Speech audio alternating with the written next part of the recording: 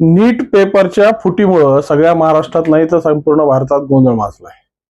आणि या नीट परीक्षा ज्या पद्धतीनं 22 लाख महाराष्ट्रातल्या विद्यार्थ्यांचं जे लक्ष या परीक्षेवर केंद्रित झालं होतं त्यांच्या पूर्ण अपेक्षेवर पाणी फिरल्यासारखी परिस्थिती निर्माण झाली.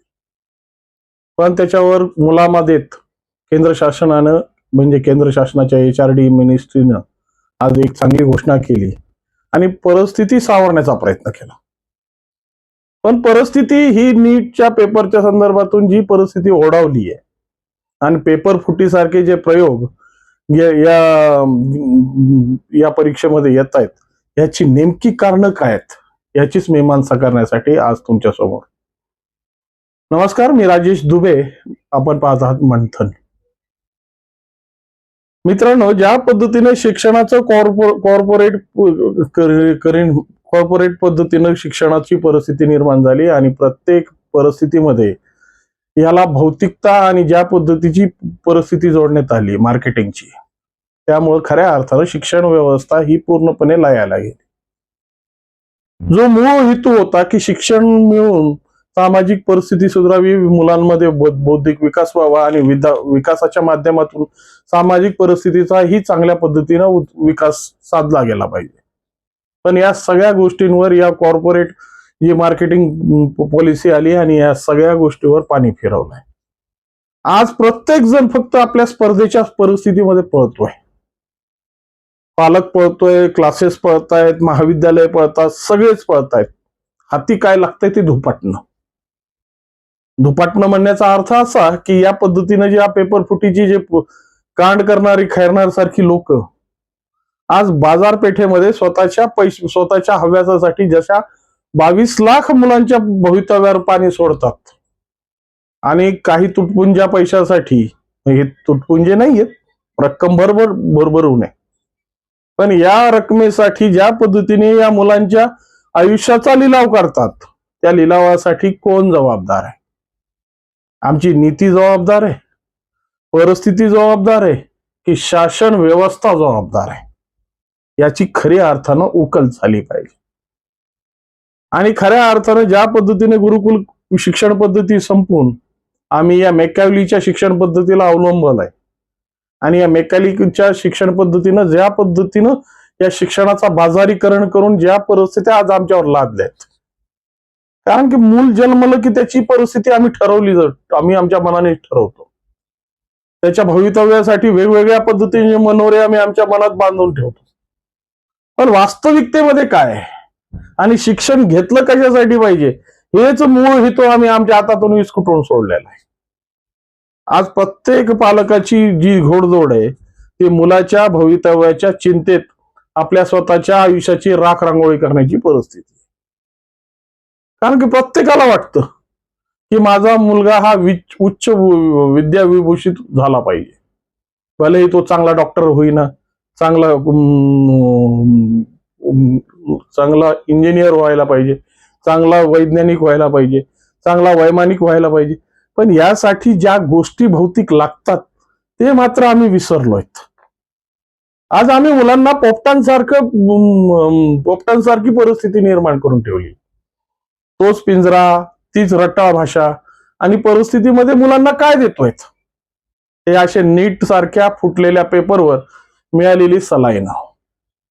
मग याची खऱ्या अर्थानं आपण आपल्या मनाला मीमांसा केली पाहिजे की नेमकी आम्ही कशाच्या स्पर्धेमध्ये धावतोय आणि ही स्पर्धा कशाची आहे? मुलाच्या भवितव्य घडवण्याची आहे का आपली प्रतिष्ठा दाखवण्याची आहे? या दोघांच्या संभ्रमात आम्ही आमचं आयुष्य संपून टाकलंय. आज खऱ्या अर्थानं ज्या पद्धतीनं भारतीय शिक्षण पद्धतीमध्ये या सगळ्या गोष्टी आज घडतायत ना, प्रत्येक ठिकाणी भ्रष्टाचार आणि जो स्वैराचार माजलाय ना, त्याची खरी कारण मीमांसा आम्ही आमच्या मनाला केली पाहिजे. आणि विशेष करून HRD मिनिस्ट्री आणि ज्या पद्धतीने महाराष्ट्रातल्या शिक्षण मंत्र्यांनी या गोष्टीचा खऱ्या अर्थानं कानोसा घेतला पाहिजे की खऱ्या अर्थानं आज आम्ही विद्यार्थ्यांना देतोय काय? एकतर खैरातीसारखी कॉलेजेस वाढवून बसलेलो, पाहिजे त्या प्रमाणात कार्यकर्त्यांना खुश करण्यासाठी आपल्या निष्ठाधारकांना खुश करण्यासाठी पाहिजे त्या पद्धतीनं आम्ही आमची खैरात वाटून गप्प झालोयत. पण आज ज्या पद्धतीच्या या खैरातीमुळे जे पेव फुटतायत, जी परिस्थिती येते, शिक्षणाच्या परिस्थितीवर जो गदा येत आहे, आज खऱ्या अर्थानं या बाजारपेठेमधल्या सगळ्या परिस्थितीतून जर खरी गुणवत्ता तपासली तर त्या पॅरामीटर्समध्ये गुणवत्ता विद्यार्थी किंवा गुणवत्ता स्किल म्हणजे खरे कौशल्यधारी माणसं सापडणार तरी किती? कारण की शिक्षणाची परिस्थिती आणि शोकांकिता म्हणण्याच्या पलीकडे गेलेली आहे. आणि त्याच्यात अशा पेपर फुटीमुळं जे सगळे ऐरणीवर येत आहेत, विशेष करून ज्या परिस्थितीमध्ये आज लातूर सापडलाय. लातूर हे महाराष्ट्राचं एकेकाळी शिक्षणाचं केंद्र म्हणून ओळखलं जायचं. दयानंद शाहू महाविद्यालय, अहमदपूरचं गांधी महाविद्यालय ही मुलांना उपजत पद्धतीनं एक चांगल्या परिस्थितीमध्ये भवितव्य घडवणारी महाविद्यालय म्हणून समोर आली होती. पण या क्लासेसच्या माध्यमातून ज्या पद्धतीनं या महाविद्यालयांच्या शिक्षण पद्धतीवर पाणी फिरवण्यात आलं आणि आज नाही ते जे बाडगुळं उगवली आहेत त्यांना पोचली गेली आहेत आणि या पोचलेल्या बाडगुळांना खऱ्या अर्थानं पोचणारी व्यवस्था म्हणजे पालकवर्ग.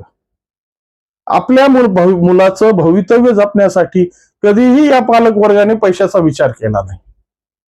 आणि मग म्हणेल ती फीस मोजायला जेव्हा पालक तयार आहे, मग ह्यांना घ्यायला यांच्या बापाचं काय जात आहे? मग ह्याच्यातून स्पर्धा सुरू झाल्या. या स्पर्धा इतक्या पराकोटीला गेल्या की ह्याच्यातून ज्या पद्धतीची परिस्थिती लातूरमध्ये निर्माण झाली आणि एका क्लासेसवाल्याला आपलं प्राण गमवावं लागलं. अशा जीव घेण्या जर स्पर्धा निर्माण होत असतील, ज्या नाही त्या गोष्टीकडे जर शिक्षणाची परिस्थिती ओलांकित होणार असेल तर खऱ्या अर्थानं शिक्षणाचं राहिलं काय? आणि अशा परिस्थितीमध्ये निर्माण झालेली शिक्षण पद्धती, त्या शिक्षण पद्धतीमध्ये घेणारे विद्यार्थ्यांना होणारे संस्कार हे भविष्यात काय देणार आहेत याचा सारासार विचार प्रत्येकाने केला पाहिजे. पण ह्याच्या बाबतीत आम्ही आजही मौन आहोत, कारण की आमच्या विचार करण्याच्या क्षमताच आमच्या बाजूला गेल्यात. एखाद्या विषयावर व्यक्त होण्यासाठी सुद्धा काहीतरी बोलावं लागतं हे आम्ही विसरून गेलोय. आणि या सगळ्या परिस्थितीतून आज जे फावतंय ते अशा दलालांचं आणि अशा चोट्ट्यांचं फावायला म्हणजे मलिदा होतोय. खऱ्या अर्थानं या सगळ्या गोष्टींची मीमांसा आपण आपल्या बुद्धी कौशल्यावर केली पाहिजे. नेमकं काय आम्ही देण्याचा प्रयत्न करतोय? विद्यार्थ्यांचं भवितव्य घडवायचं म्हणजे नेमकं काय करायचं? कौशल्य असताना जर त्याच्यातली बुद्धिमत्ता असताना त्याचा आयक्यू चांगला असला तर तो आपोआप त्या क्षेत्रात जाईल ना. परंतु त्याला मारून झोपटून त्या पद्धतीने त्याचं भवितव्य जर तुम्ही निर्माण करण्याचा प्रयत्न केला तर येणाऱ्या काळात त्याचे दुष्परिणाम समाजावर काय उमटतील याचा विचार मात्र आम्ही सोडून दिलाय. आज फक्त सगळे पळतायत त्या पैशाच्या पाठीमागं. येणे आमच्या मुलाला चांगल्या पॅकेजेसचं मिळालं पाहिजे, आमच्या मुलाचं जीवन हे चांगल्या पद्धतीनं सगळं भौतिक सुविधा युक्त असलं पाहिजे. पण हे असण्यासाठी त्या मुलाची बुद्धिक्षमता कधी तपासली आहे का? नाही ते प्रयोग करून, नाही त्या उठाठेव्या करून तुम्ही मुलांना नाही त्या परिस्थितीमध्ये नेऊन सोडताय. खऱ्या अर्थानं या सगळ्या गोष्टीचा विचार प्रत्येकानं केला पाहिजे. राहिलं आता HRD मिनिस्ट्री, या HRD मिनिस्ट्रीने ज्या पद्धतीने या नीटच्या परीक्षेत झालेल्या घोटाळ्याचा जो आम्ही विषय मार्गी लावलाय, या 21 जूनला या परीक्षा घेणार आहेत आणि या 21 जूनला परीक्षा घेऊन परत या मुलांची स्पर्धा म्हणजे या परीक्षा स्पर्धेच्या माध्यमातून मुलांना आपल्या मेडिकलची सीट प्राप्त करण्यासाठी एक संधी दिली आहे. पण खऱ्या अर्थानं HRD मिनिस्ट्रीने ज्या पद्धतीचा निर्णय घेतला, जुनी फीस जरी वापस दिली असेल, नवीन फीसला शुल्क जरी वापरलेलं नसेल, तरी खऱ्या अर्थानं या मुलांच्या ज्या आत्मविश्वासावर जो सगळ्यात मोठा गदा, सगळ्यात मोठी जी खिंड या मुलांच्या मध्ये तयार केली ना, त्याला जबाबदार कोण आहे? परीक्षा 100 होतील हो, पण ज्या भावनेमध्ये, ज्या जोशामध्ये पहिली परीक्षा देऊन विद्यार्थी हा परीक्षा आपल्याला पूर्णपणे सफल करायची भूमिका ठेवणारा, खऱ्या अर्थानं मेहनत करणारा, रात्रीचे डोळे फोडत आपला अभ्यास करणारा विद्यार्थी खऱ्या अर्थानं ते मनोधैर्य या परीक्षेत देऊ शकेल का, याचा खरा सारासार विचार प्रत्येकाने केला पाहिजे. आणि नेमकं स्पर्धात्मक जीवन निर्माण करून ज्या पद्धतीची मुलांची आपण गोष्टी करतोय ना, त्यापेक्षा त्या मुलांना आपल्या परिस्थितीने वाढू द्या. अशा ज्या नीटच्या पेपरची जी मोठ्या पद्धतीने अशा पद्धतीनं जी चोरी करणं, पेपर फोडणं, हे सगळे जी काही संकल्पना आहेत ते आमच्या हव्यासापोटी व्हायला लागल्यात. हे आता आम्हाला मान्य करावं लागेल. कारण की आम्ही आमच्या मुलाच्या भवितव्यासाठी नाही तेवढे पैसे मोजायला तयार आहेत. मग क्लासेस या गोष्टीचा फायदा का घेणार नाहीत? हे चोट्टे या गोष्टीचा फायदा का घेणार नाहीत? मग जेव्हा या पद्धतीच्या किमती पालक मोजायला तयार आहे, तर या माध्यमातून येणाऱ्या पैशाची खरी परिस्थिती आणि याला खरी प्रवृत्त करणारे हे क्लासेस आहेत.